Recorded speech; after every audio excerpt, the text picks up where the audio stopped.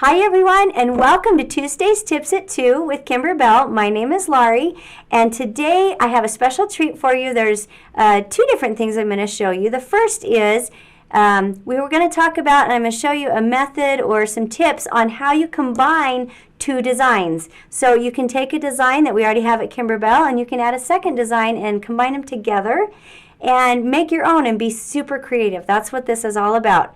Now, the second one, and I'm going to just share with you, so those that have purchased the Bella box, there's a new pennant and banner shape. It has a chevron bottom to it.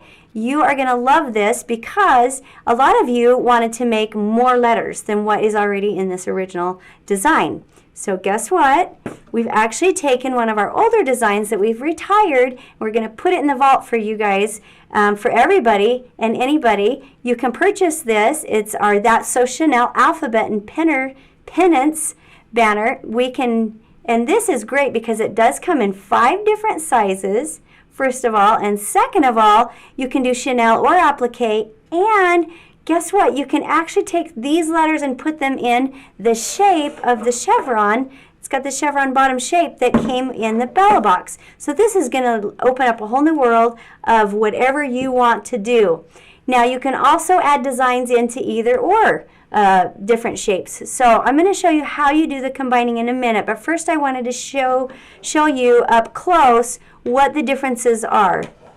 And so we'll move here to a close-up view, and I wanted to just share with you. So this is the Bella box, and this is the shape of the letters. So if you can see that, that's the shape of the letters that come in the Bella box for the pennant. Love this cute little chevron right here. Now this is the original shape. So you could make either one of these. Now I want you to note these are both the 5x7 designs, so you can see what they look like right there. Okay? The other thing I wanted to show you is right here, this pennants and banners that we've put the alphabet, That's So Chenille alphabet pennants and banners that we've put back in the vault for you.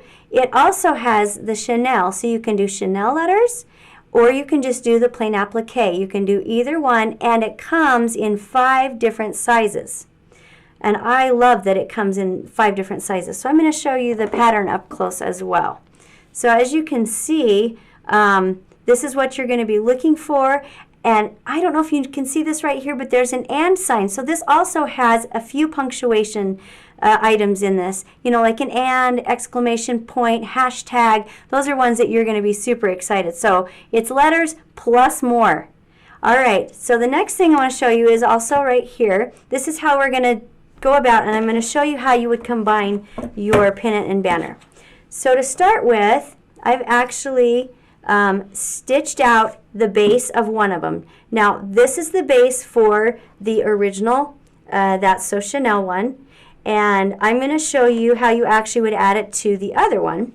So here I have done the same thing. I've stitched out the original outline, and then I have placed my fabric. Now when I go to place my fabric, you can see there's a line right here. What I do is I iron my pennant and banner, and I iron it so it's right sides together, so it's easy to just lay it, that fold right along that line. All right? Now I do want you to note too that when I prep this, I prep my fabric with, and I think you can see the difference right here, I prep my fabric with our fusible woven stabilizer, fusible backing, if you will, the Kimber Bell backing. Now there's a reason I do that. It helps with the design. It helps it stay flat and really beautiful and no puckering. Okay, so I highly recommend that. The other item that I recommend is the medium cutaway. The medium cutaway stabilizer, the Kimber Bell, this is the stabilizer that I like to use, and that's the one I would recommend. All right, so those are 2 really important items for you to do in preparation. And now I've got this stitched out. The very next thing I'm going to do, and as you can see on my screen, I've got the letter A here, and I have done steps number 1 and step number 2. All right, and before I start step number 3, which is outlining the letter, I want to add a different letter that's not available right in the Bella box. So this is what I'll show you what I do. I actually, you can close this box, and you can do it with any design. I'm going to close this, I'm going to return, and you can add right here another design, but for those that don't have that ability to add a design, I'm going to show you what you can do. You just close out and you get rid of your pattern completely. That's not a problem. And then what you would do, if I can find the USB, there we go. What you're going to do is you're going to pull up your other design, all right? And I'm going to pull a small letter here. Let's do an F. So I'm going to add the letter F to this. Okay, now this is the most important part. You've got to measure what space you have right here available. And so what I would do is I would measure this, and I can see I've got 4 inches by, I'm going to do it this direction, 4 inches. That's from here to here and here to here. It's 4 by 4. So I need to keep it within a 4 by 4 design. So what I would do is I would look over on my machine, and it tells me this is a 4.3 by 6.4. So I've picked a letter that's too big for this. So I would just go down a size, and instead of picking the size that I've got here, which I believe is a medium, you would want to pick the extra small, for example, and you would pick a small letter that will fit in here. Now this goes true for any design. All right, I'm going to show you another thing right here. So I've got a different one that's a different shape that's ready. Okay, so let's go over this one more time.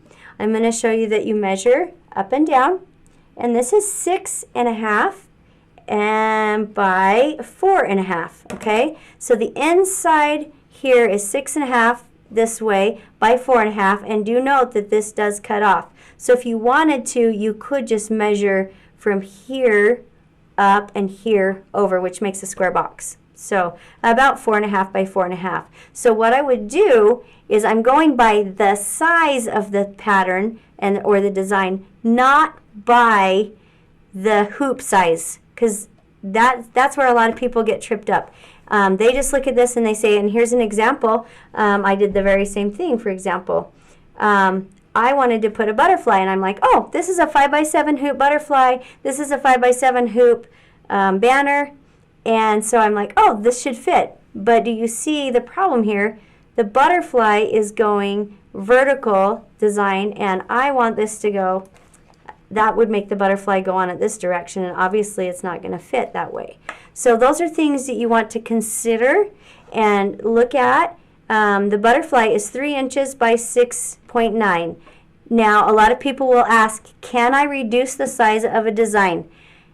I would recommend you only reduce it 30%. Don't go over 30%. If you reduce beyond 30%, you're messing with the integrity of the design. You'll get too thick of stitches. So that's a general rule that you would always want to stay within the bounds of 10, 20%. Don't go over 30%. So, and that goes the same with enlarging a design. So that's just a way of incorporating. This is from our Butterflies and Blossoms design CD. So you can actually just incorporate, it's so fun. You can incorporate different designs onto your pennants. Let's say that you have a sweet little girl and you're making a little pennant or a banner for her room. Let's say it's Chloe. I've got a C already here. You could make the letters, and then you could pick these butterflies and put them in a little bit larger hoop, or find a butterfly that fits from our designs. We do have different sizes of the butterfly, and then that would be so sweet to have that in a cute little girl's room, and add those little butterflies and those extra details. And that way you can make anything that you want. So I hope that you enjoyed this episode, and that you will be able to use your vault. Go to the vault, use the link that we are going to attach to this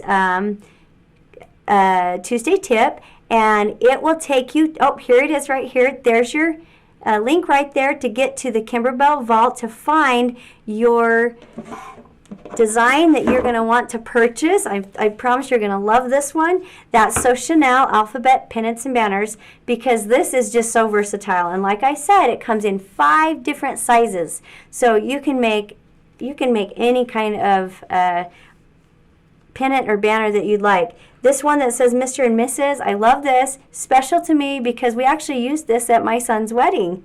So that was really cool. Thank you so much for joining us, and we'll see you next week. Bye-bye.